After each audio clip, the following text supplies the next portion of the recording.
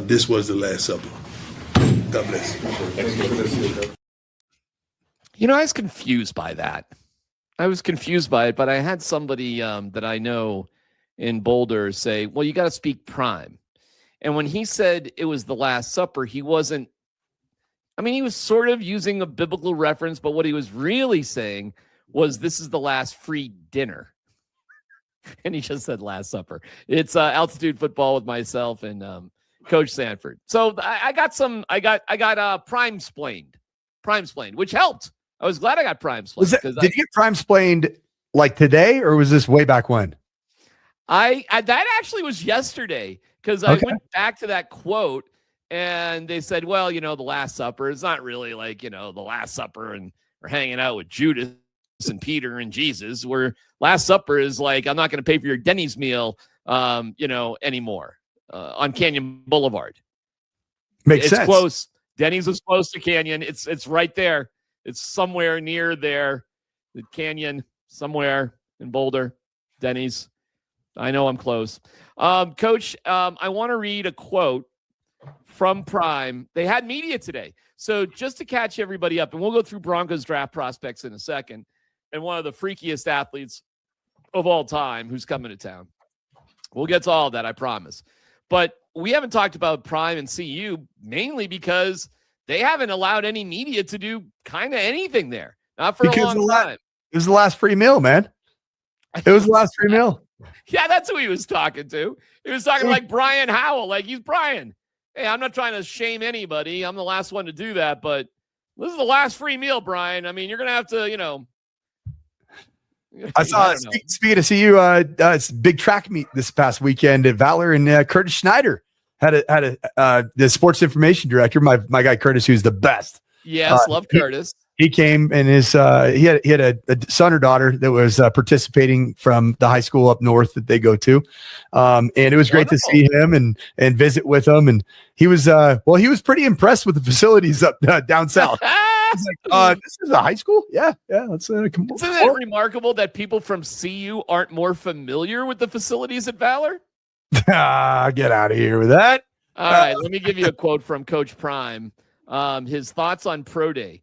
Quote, many of them, talking about, I assume, his players, came back in phenomenal shape. I wish they would have been in that kind of shape when they played here. Whoa. I don't understand that. Whoa. You got a whole season to work out and train, and you go somewhere for 2 months, and now you give it your all? Should have gave it your all for the stuff that's on the film. You got 12 games on film. That's when you give it your all. Want to break down that quote for me? Yeah, one of the wilder quotes that I've heard in college athletic history. When you really break down, it's multifaceted. It's number one, it's a bit of an indictment, right?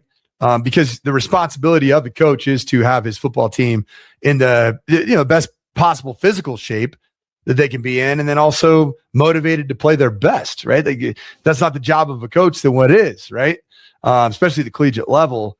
And then on the second hand, you imagine a bunch of these whoever these pro day participants are at CU, because I can't really name one that I would love to have as a Denver Bronco right now. Can you, from this past season? Caden Salter? Have fun with that. Yeah, that'd be a lot of fun, wouldn't it? You enjoy the art of taking a sack, then that'd be a fun one to watch. You don't enjoy backing up 20 yards and falling down? Not my favorite, but all right. Basically, Coach Prime is implying that, well, these guys, this whole, he lumped in basically a whole group, right? It's a whole group of guys at Pro Day that they were worthless a year ago. Now all of a sudden they look good. Like all of a sudden. So who's that on? Could you imagine the agents though? Like the people, all of these guys have an agent, right? That's just how this thing goes. Even if you have just about no shot to make it, somebody signs you, right, to some contract as an agent, and nobody gets paid. You'd probably end up losing money as the athlete because you pay somebody to manage you for a while and then you never get the contract. But right, you imagine those agents that have maybe a sliver of hope for that student athlete, that CU buff from 2025 to play in the NFL, and essentially the guy that was in charge of that group says, "What? I wish they would have actually played hard and really cared about football a year ago." That's a mess. That is an absolute. I've never heard anything like that. It's pretty wild, man. And I've been told that it has been kind of a mess up there. The spring game is Saturday. Yeah, Saturday. Today, Coach Prime said it's gonna be about an hour. That's about it. About an hour. Yeah, that's what he said. He said we're gonna, pretty similar. About an hour. I mean, do you remember that first spring game when ESPN was there? The snow 40, game, how many out 50 some odd thousand people were there for it? Yeah. I don't know that they're going to be 1,500 or 500 or how many people do you think are up at CU for this spring game? Feels like there's a lot of juice that's lacking. You know what? Let's have a little fun right now. Let's call my son, who's a senior at CU. Okay. And see if he's aware of the spring game. All right. Let's just, for the heck of it, see if he picks up, first of all. Calling CU. Calling Boulder. 50-50 if he picks up. I'll tell him to call. Good audio, though, by the way. Yeah, I don't know. Could he possibly be in a class? No. No. Hey, all right. Hold on. All right. Yeah. All right. Hey, call me. I got a funny question for a podcast I'm doing. Give me a call back if you can. As soon as you can. Thanks. All right. Well, we'll see. We'll see if he responds. Yeah, like you know the new cell phone. Have you noticed this thing that, like, the new Apple update? People start leaving voicemails and it like turns into a voice text on your phone. Yes. So sometimes it actually behooves you to leave a long voicemail. Yeah. There's a chance for somebody to actually pick up. Yeah, that's but he probably got that. He'll get back to you. Yeah. As soon as we're done, he'll get back to me. When did that start? I never knew. Like, nobody ever told me I was going to get text voicemails, and then it just happened one day. Oh, here he is. There you go. Told you. Here he is. Hold on. Oh God, hold on. First time you used a phone? Yeah. Dylan, you there? Hold on. Oh my God, what is wrong with me? Boom. Green button. Boom. Okay. Dylan, I got you're on the podcast with me and Coach Sanford. Are you there? Oh, what's up? Yeah, just so what is happening Saturday afternoon in Boulder? I don't know. So many different things. Hard to give you one answer. Okay. Have one. Depends who you are, I guess. All right, but is there anything significant happening, whether you go to it or not? Is there anything significant happening there? Probably. I don't know what you're referring to, I guess. Right. So you don't have any plans to go to anything on campus on Saturday? No, I do not necessarily. Why? I mean, tell me why. Tell me why I should. It's the spring game. Oh, definitely. No. Well, yeah. So why aren't you interested in the spring game? Just better things to do than that. Do you think that's the collective thought of most of your friends there at CU? Yeah. I'm probably the only one in my circle who actually knows about it now. So. Is Zach right there? He is, yeah. Yeah, give the phone to Zach. Oh, okay. Zach, my dad wants to talk to you.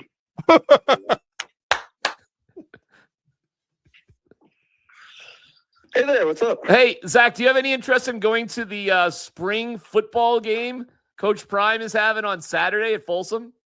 Saturday at Folsom? I mean, I wouldn't say no. Okay. All right. Do you know what the spring game is? No, I don't really know what football is, to be honest. Okay. All right. Give the phone back to Dylan. But happy to go. Okay. All right. Thanks. That's cool. Yeah. Give the phone back to Dylan, please. Okay. Yep. All right. What's up? I just wanted some comic relief from Zach, who knows nothing about sports. I thought that was good. Funny. No, it's bad. We're working on that one. All right. So no interest in the spring game. No, we're full pass on that one. All right. Okay. We'll talk to you later. Okay, sounds good. Okay. Oh man, how many is this Dylan's second year at CU? He's finishing up his first year. Okay. So I'm guessing if Dylan had been there, gosh, would it have been? But this actually, hold on. This is a little quirky though. Yeah. He's academically finishing up his first year, but he did have a gap year. He's a college athlete, baseball, Yep. had an up and down sort of life, Yeah. had a gap year. And during his gap year, he worked for my digital channel covering CU. So he produced the Black and Gold podcast with Charles Johnson and Chad Brown, and he covered CU during his gap year, meaning he was there. That was the best year. He was there I was just saying. Oh, he was there when Travis won the Heisman. That was the height. Oh, he was standing on the field when they're winning in like Hail Marys and all the excitement. Remember Travis stopped that guy at the goal line and, fans rushing the field. Like, he was covering the team. He's been in multiple prime press conferences, multiple. So it's not like he isn't exposed. Theoretically, he would be sucked into it. He spent a ton of time at CU before he was a student there. So is this the 4th spring game for Coach Prime? Yes. That's crazy. Wait. No, that's right. No. That's 100% right. I got fired in 22. Okay. Into 22. So you got the 23 spring game, 24, 25, 26. Yeah. That's wild to me. And think about it. Spring game numero uno had unbelievable levels of hype surrounding it. And it was snowy and ESPN was there. I mean, they damn near did a college game day there. They were there. And people sprayed the elements. Spring game 2 was coming off of the year where, Travis Hunter's a Heisman Trophy candidate. Shador's a Heisman Trophy candidate. Let's go. And then they win 9 games or 8 or 9 games that year. Is that right? Yeah. So then spring game 3, even though the season blew last year. Yeah. There was still buzz to a certain because we want to see Julian Lewis. We want to see Caden Salter. Actually, yeah. There's ironically, and here's my hot take. I know this is not necessarily a CU podcast, but this is by far the least anticipated CU spring game. And I actually think this might actually be the best offensive system and might end up being the most interesting offensive year because I do think Brendan Marion ends up doing good things. He finds a way to do good things. Well, there's an open practice on Thursday. The first time they will open the practice to the media the entire spring. So we'll get some vibes on it. And then, I don't know. I guess we'll see parts of it or at least highlights on Saturday. Time is it? Do we know? I have no fucking idea. I'm sorry. I heard you say I shouldn't curse on our podcast. I apologize for that. Who said that? I heard you saying it throws me when DMac curses on the podcast. So I'm a little bit too relaxed. So no, it's a good thing. I mean, I don't know. It's part of the platform, but I'm always on, right? Yeah, no, I know. DMac. Yeah. I am always on. Okay. Of course. I never let the hair down, brother. I don't know when the spring game is. You know what? All right. I mean, well, I might go to practice on Thursday. Sounds kind of fun. Yeah, I don't know what time that is. It's probably while you're on the air, I would guess, but I have no idea. CU football. Let's see. AI, come on. 1 o'clock. Black and Gold Day, Saturday, April 11th at 1 p.m. Admission is free. Yeah. There you go.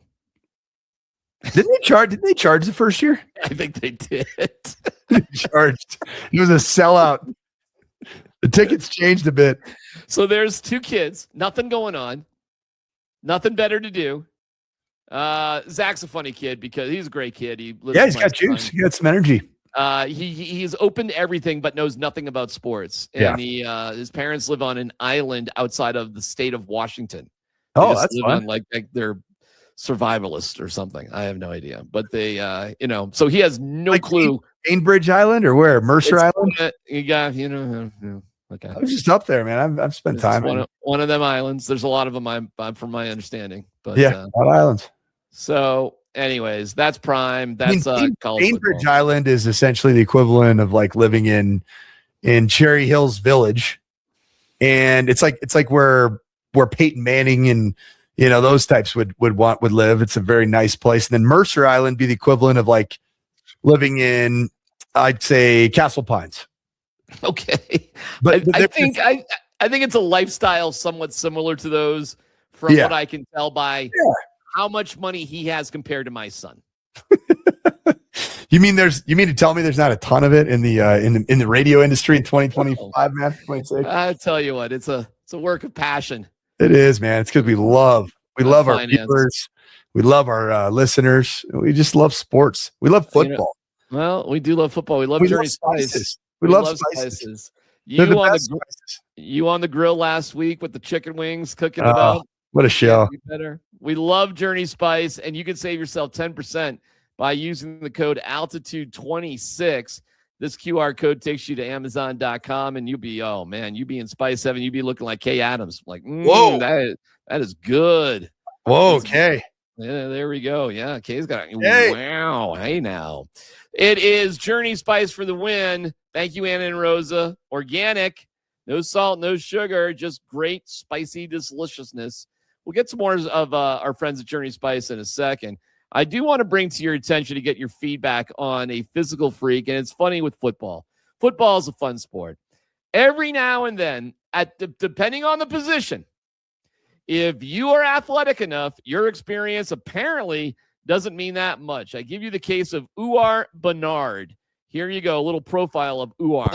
Freak athletes, and then there's Uar Bernard, who despite standing at 6'4" and weighing over 300 pounds, ran a 4.6 40, jumped a 39-inch vertical, and had a 10.10 broad. Bernard is a product of the NFL's International Pathway Program and originally hails from a village in Nigeria. To my knowledge, he has never actually played a contact sport before in his life. Bernard is apparently trying to play defensive tackle, and if he makes the league, he will undoubtedly be the most athletic interior defensive lineman in the sport. And whoever told Uar Bernard to play defensive tackle gave him great advice, because there are two positions in football which require much less technical skill than the others. Those positions are defensive tackle and running back, which is the position Christian Okoye, the NFL's first Nigerian player, excelled at. Defensive tackle is the only position in the sport you can win a rep by not moving, and bull rushing a guard isn't the most technically demanding skill in the world. The extent of Bernard's football training is working pass rush drills around a tree. He has further to go than any other prospect ever. Much further than even Jordan Mailata, who at least played a professional contact sport prior to reaching the NFL. But if a competent coach gets their hands on Bernard and is able to develop him, they will have a monster on their hands, the likes of which the NFL has never seen before. Hi, Coacher. What do you think of Uar Bernard and his story, my friends? Well, that body type right there, I can say with full transparency, I've never seen anybody weigh 306 pounds that looks like that in the abs, the pecs. I mean, although I think that Jordan Seaton, when he got in the LSU strength program, started to kind of look a little bit more like that, to be completely honest. I mean, that's crazy genetics. And the testing, the numbers those are impressive, man. And what I would tell you is I think the scouting community and the NFL community's got their eyes open, because there have been plenty of players that, well, even not see players, just human bodies that would look like they could just play the sport of football. But if you were to test them in any of those combine metrics, they are really stiff and they really can't move. This guy can run, he can jump, and he can change directions, man. That's scary for a guy that is as big as he is, as strong as he is, and weighs as much as he can. So I would say this. I spent I still kind of in a sense I've spent a lot of my adult life evaluating body types, athletic traits, and then projecting them, and at times trying to take a few risks that are based more off projection than what they are at right now as a football player. I think Uar Bernard is worth it. Now, the reality, I don't think he's going to be a first or second round draft pick. He's probably not going to be a third round draft pick. It would not surprise me if he's a fifth, sixth, or seventh round draft pick. Well, seventh wouldn't surprise me, but do you seriously think you never know, because that is that is seriously out there in terms of the measurables. And that was a little bit of a funny take from whoever that content creator was. It's not quite true that it's like the only position in football where you can literally not move and have a positive play. I mean, there is a lot of technique. There's a lot of hand placement. There is skill to defensive tackle play, but it is right in the sense that it's one of the lesser skill. And if you're big and you have long levers and you can use them, you got a shot to make some money in this world. Well, I'll go back to Deion Sanders, who famously said about defensive tackles, "I want broken homes and parents who are crack addicts," or something like that. And I want choir boys as quarterbacks. And I was told by Harold Hasselbeck, who was very intelligent, that it's the dumbest position on a football field, hand in the dirt, interior pass rusher.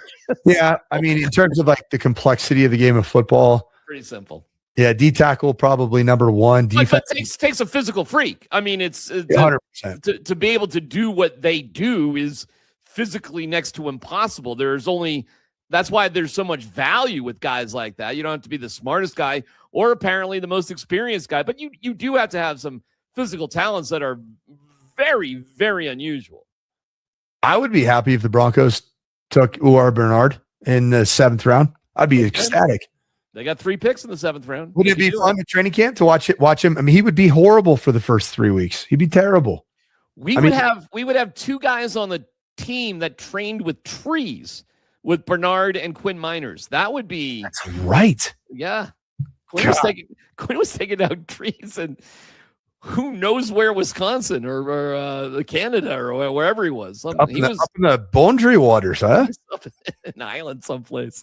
All right, that's Uar Bernard, and we are having some fun, but the Broncos are bringing him in for a visit, and he has visits with several NFL teams. So that's not a joke. Ian Rappaport also reported the Broncos are bringing in Eli Stowers for a visit.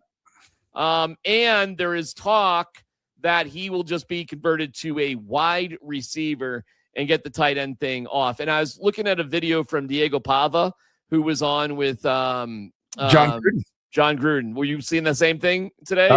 I did not see the Eli Stowers part, but I watched some of the other parts of that. Well, what he was doing is he was drawing up some sort of play, and good for Pava. It looked respectable. He had a lot of energy there. And he drew up a play on their whiteboard, and then they cut to video of Vandy. And sure enough, there's Stowers lined up as a wide receiver. Right. He's not a tight end, really. He's really a wide receiver. So I don't know how to wrap my head around that. Meanwhile, I do want to point out to you, Sam Roush from Stanford. Transfer. And NFL.com had a 5-round mock. And Roush is, I mean, come on, man. He's 6'6", 267. As a freak. Right. All right. Why don't you talk to me a little? Because he seems to be more of a tight end sort of thing. But what can you tell us about this guy? Well, interestingly, so Nashville, Tennessee based, he had a really interesting career. And was kind of so 4 years at Stanford, 6'5", like you said. Sorry, my audio is talking to me here. It's all right. There you go. We got you. But yeah, what you saw is, I mean, this is the value would be higher on a Roush because of his body type, his frame.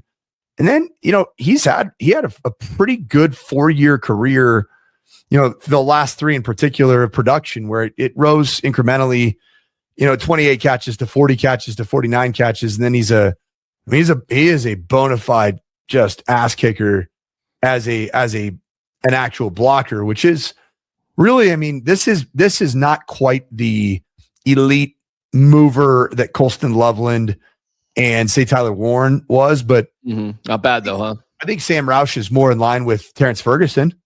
Okay. It can be awesome. It can be a 2-way type tight end. Sam Roush is a dude, man. What round was he? Projected 62, 2nd round. Yeah, that totally adds up. They got Stowers going 41, and of course Sadiq going in the 1st round.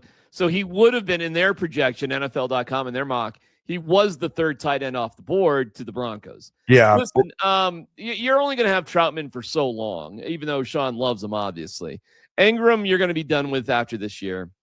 There's no future for Lucas Kroll, and Nate Atkins is limited. So I would not be against this because it'd be a contributor this year, and it might be a pretty solid long-term solution there at tight end. Very traditional, though. Very, very traditional. Traditional, but a two-way threat.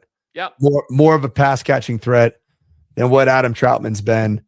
I mean, Adam Troutman as a college tight end, I'm pretty sure. So he played at, gosh, you realize where where he played college football at? Troutman? I have no idea. He played at non-scholarship FCS University of Dayton. He was a flyer. Okay. And he caught, he was a guy that in his biggest season as a flyer, he caught 70 passes. Basically, Ivy League football is essentially what, they play against University of San Diego in that Pioneer League. Drake. Oh, wow. Yeah. That's not even, that's the 1AA stuff. Yeah. Here's the thing. I would be very happy with either Stowers or Roush. Okay. I do think that Roush, while he has more of ability to be a two-way tight end, I don't know that you take a really big jump at the tight end pass catching component. Whereas I think Eli Stowers, even though he's a bit of he's a receiver projection by some, he still has the requisite body type to have a hand in the dirt, say on 20% of his snaps. I have a running back to run past you. Hang on so I can do that in just 1 second. There's a world of flavor out there, and to find it, you have to take the journey. Journey Spice Company handcrafts the most premium spice and seasoning blends that have no sugar, no salt, are certified USDA organic, non-GMO, vegan-friendly, and always planet-friendly. You are going to love serving amazingly delicious creations while knowing you helped reduce single-use plastics. Make sure to search for Journey Spice Company on Amazon today. Again, with a 5-round mock, the NFL.com has the Broncos in the 5th round taking Seth McGowan from Kentucky, bigger running back, 6 foot, 223. Some fun numbers there at Kentucky. Coacher, what do you think of Seth McGowan and how he would fit if he was a 5th round pick? He's a guy that could compete to be probably, he'd be competing to be like the J.K. Dobbins, diet J.K. Dobbins. So your ideal scenario is when your first string back and your third string back have some similarities. And then your number 2, which obviously would be RJ Harvey, is a change of pace player involved in the pass game, has, air quote, Joker type mentality as a pass catching running back. Seth McGowan, just a 3-year career. So, plenty of upside. Seth McGowan he was at 3 schools. Did you see it? Okay, he started his career at OU. All right. In 2020. COVID. Shut down 21, 22, 23.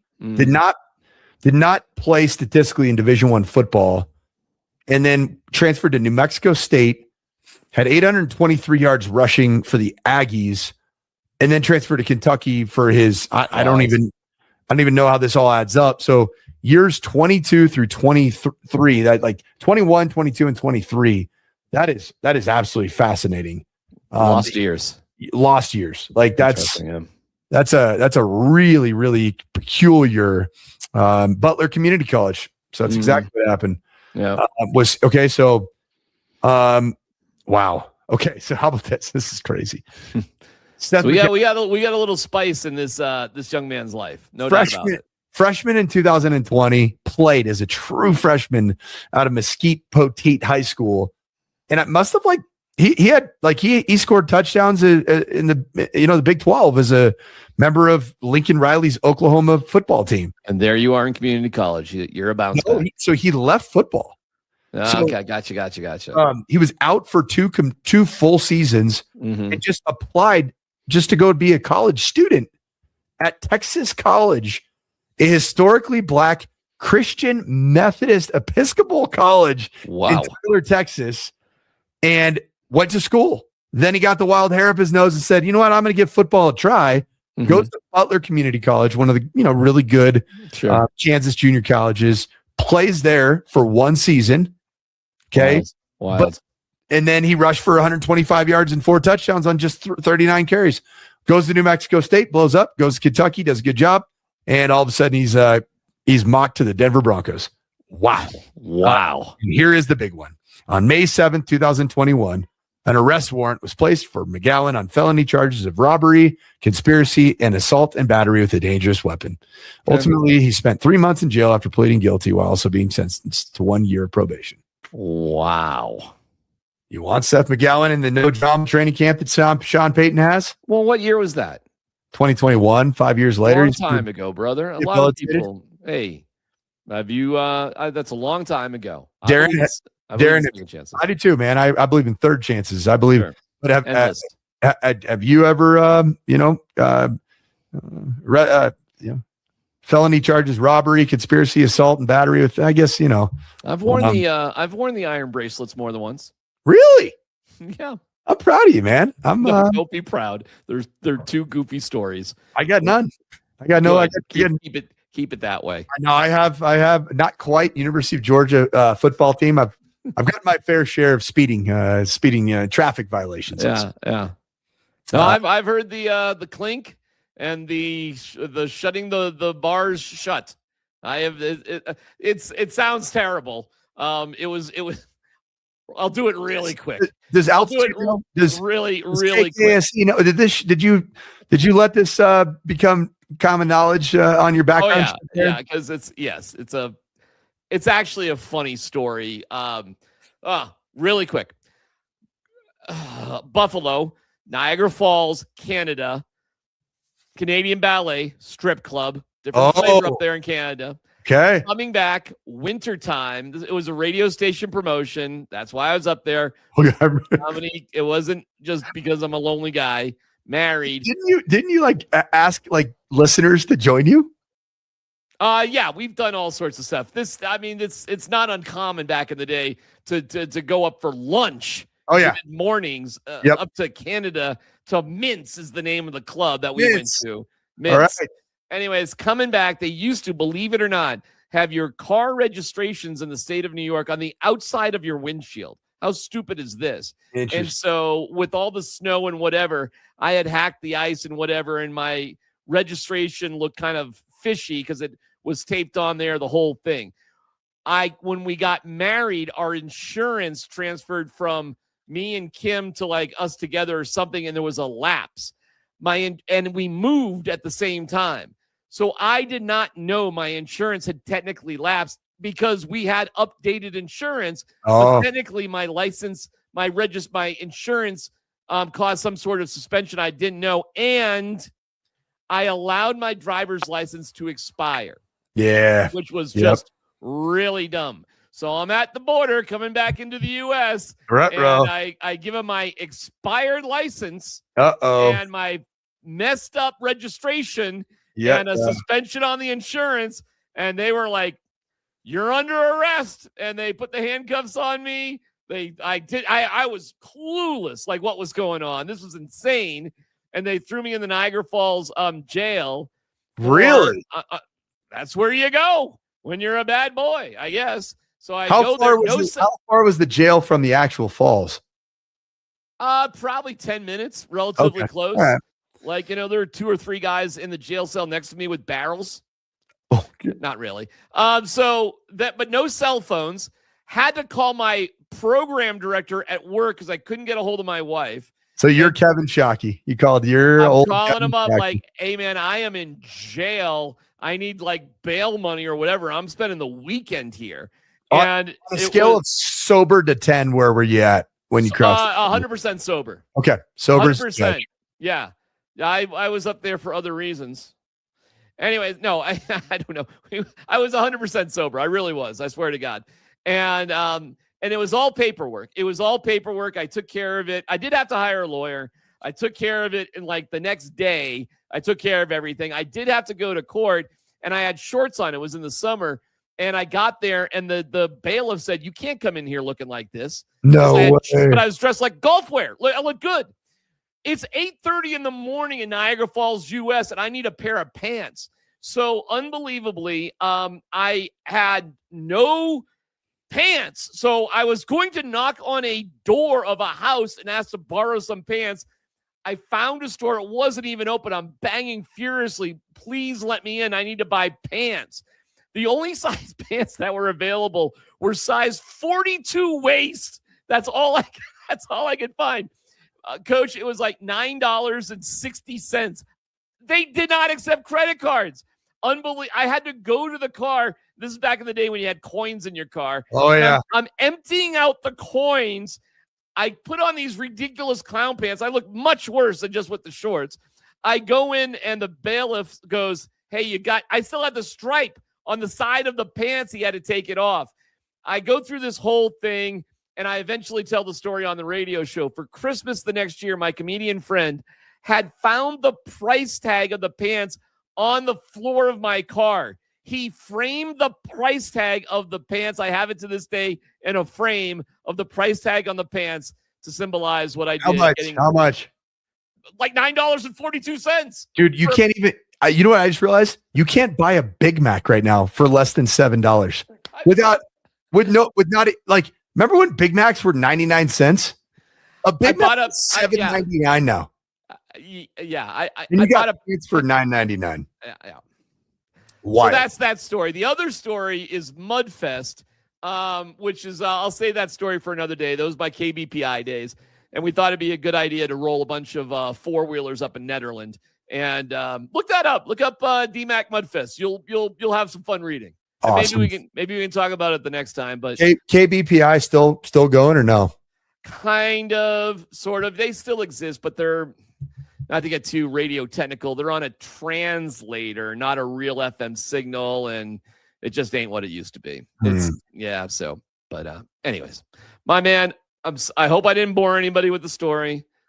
Thank you for hanging in there with me with it. Look up Mudfest. You'll put me in handcuffs on that one too. Oh, it's comes up perfectly as Westworld's Hall of Shame. Yep. I love this. Next time. We can talk about it next time. We're on like the 25th anniversary of Mudfest. It was a huge story in Denver at the time. 25 years ago. 25 years ago. How crazy this is great. You're in here with Patrick Waugh. Oh, yeah. I mean, this is this is fantastic. Next time, we'll wrap it up. You can't make this up. Make sure you like and subscribe, and do not run your four-wheel vehicle where it shouldn't be in Netherlands. And if you go to Minsk in Niagara Falls, just make sure all your paperwork's together. Look, am I ever happy? No.